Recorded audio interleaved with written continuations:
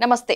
BRK భక్తి channel కి స్వాగతం. ఈ రోజు మనతో పాటు స్టూడియోలో ఉన్నారు శ్రీ మాతంగి రాజశ్యామల చారిటబుల్ ట్రస్ట్ వ్యవస్థాపకులు, అదేవిధంగా మహాభగల్ అఘోర తంత్రి బ్రహ్మశ్రీ వెన్నెంపల్లి నిశాంత శర్మ అవధాని గారు. వారిని అడిగి మరిన్ని విషయాలు తెలుసుకుందాం.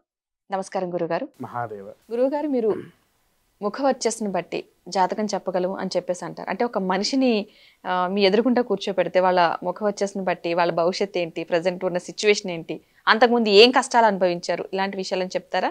ఎలా సాధ్యం అసలు? ఖచ్చితంగా అమ్మ. ఎందుకు అనంటే మీరు నన్ను అడిగారు అసలు ఈ మహాభగల్ అఘోర అంటే ఏంటి అని అడిగారు. అవును, మీకు చెప్పాను అఘోరాలో అఘోర వాడైనప్పుడు 3 రకాలు అని. అవును. సాత్వికం, వామాచారం, కౌలాచారం, కౌలతత్వం. ఈ కౌలతత్వాన్ని నేర్చుకున్నవాడే మనిషి యొక్క ముఖవర్చస్సు చేయగలుగుతాడు. అది సాధన సుమారు నేను చేయడానికి 6 సంవత్సరాల వ్యవధి పట్టింది. 6 సంవత్సరాలు దాటింది. అంటే ఈ ముఖవర్చస్సు ఏంటి అని అంటే అమ్మ, మనిషి యొక్క తలరాతలు కొన్ని స్పష్టంగా కనిపిస్తాయి. దానివల్ల ఏంటి అని అంటే ఇప్పుడు చాలామంది ఏంది నా జాతకంలో ఇలా జరిగింది కానీ నా తలరాత వేరే జరిగింది ఏంది అని అంటారు. మనిషి పూర్తి జాతకము ఖచ్చితంగా లగ్న కుండలిలో ఉంటది, కానీ పుట్టిన సమయాన్ని బట్టి ఉంటది, సమయాన్ని బట్టి ఉంటది. కానీ అందులో 50% ఉంటది. మిగిలిన 50% 25% తలరాతల్లో ఉంటది, 25% హస్తనాడిలో ఉంటది. ఇవి కలిపితే 50% అవుతుంది. అర్థమైందా? ఈ సంఖ్యాశాస్త్రం ఒకటి, తర్వాత మన ముఖవర్చస్సు, గవ్వల శాస్త్రము, ఇవన్నిట్లో నాడి వీటిలలో ఎంత ఉన్నా గవ్వల శాస్త్రమును సంఖ్యాశాస్త్రము తెలిపేది కొన్ని విషయాలే. అది కూడా పూర్తిగా వివరణ ఇవ్వదు. అది పూర్తిగా నమ్మడానికి కూడా ఉండదంటారా?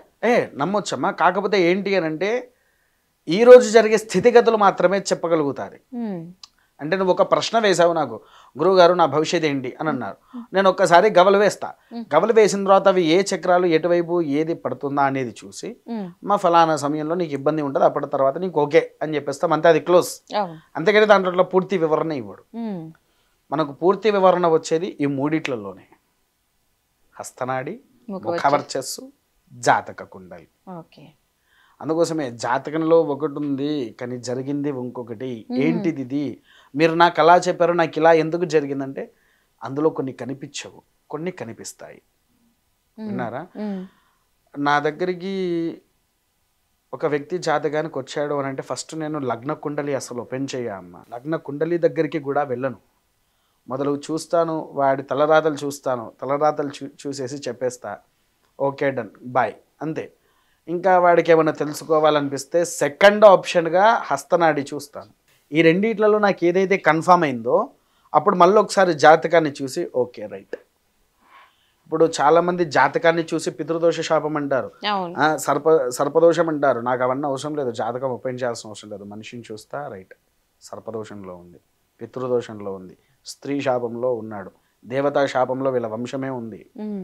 నా దగ్గరికి రీసెంట్గా మా ఊరు నుంచి 70 కిలోమీటర్ల దూరం నుంచి ఒక వ్యక్తి వచ్చాడు నా దగ్గరికి. అయ్యా స్వామి, నేను ఏ పని చేస్తున్నాను, నాకు అసలు ఏది అవ్వట్లేదు, ఏంటి అని అంటే బాబు చూసిన ఒక 5 నిమిషాలు అతన్ని అబ్జర్వ్ చూసిన ఫలానా సమయంలో నీవు గుప్త నిధులు తవ్వడానికి వెళ్ళావు, ఆ దోషం నీ మీద బాగా పడ్డది, దేవతామూర్తుల శాపం ఉంది, అది నివారణ చేసుకొని నీ భవిష్యత్తు మారుతుంది అని చెప్పాను. తను ఎప్పుడైతే అది నివారణ చేసుకున్నాడో తర్వాత నుంచి ఆయన ఫ్యూచరు, నా దగ్గరికి రాకముందుకు చిన్న గుడిసెలో ఉండేవాడు, తను అది ఎప్పుడైతే నివారణ చేసుకున్నాడో ఇప్పుడు 3 బిల్డింగ్లు కట్టాడు. అంటే మనిషికి ఎప్పుడు ఏ విధమైన శాపాలు వస్తాయో అనేటువంటిది కూడా కొన్ని తలరాతల్లో చూపిస్తాడు. అన్నిటికీ కుండలి అనేది నేను స్పెసిఫిక్గా అయితే కుండలి తీసుకోను, లాస్ట్ ఆప్షన్. ఎందుకనంటే తలరాతల్లో తేడా కనిపించింది. ఎందుకంటే కొన్ని నేను చెప్పలేనివి ఉంటాయి. ఇప్పుడు స్త్రీ పురుషుల మధ్యలో కొన్ని చెప్పలేని సీక్రెట్స్ అనేవి బాగుంటాయి. దానికి ఒక సందిగ్ధంలో పడిపోతాయి, ఈ విషయాలు నేను చెప్తే ఏమనుకుంటారు అని కొన్ని విషయాలు ఆపేయాల్సి వస్తుంది. తర్వాత హస్తనాడి పట్టుకున్నా అవే కనిపిస్తూ ఉన్నాయంటే లాస్ట్కి కుండలి ఓపెన్ చేస్తాను. లాస్ట్కి అంటే రీసెంట్గా నాకు తెలిసిన వాళ్ళు మరణించాడు. అమ్మ నేను ప్రజెంట్ అయితే హైదరాబాద్ రావట్లేదు, ఇంకో 2 నెలలు పడుతుంది నేను రావడానికి, వచ్చాక చూస్తాను అని. స్వామి ఎందుకు జరిగింది మా ఆయన ఇలా ఎలా జరిపింది, అసలు ఆరోగ్యం బాగున్నవాడు ఎలా జరిగింది అని అన్నాడు. చూశాను, నీవు చేసుకున్నదే నీ భర్త మరణం కోరింది అని చెప్పినా బయటకు వచ్చేసిన అంతే. అది ఎందుకు అనేది ఆమెకు అర్థమైపోయింది, నేను చెప్పలేను బయటికి. విన్నారా? అలా కొన్ని ఉన్నాయి, అవి తలరాతల్లో కనిపిస్తాయి, కొన్ని జాతకాల్లో కనిపిస్తాయి, కొన్ని హస్తనాడిలో కనిపిస్తాయి. ఓకే గురుగారు, మంచి వివరాలు అందించినందుకు ధన్యవాదాలండి. అదే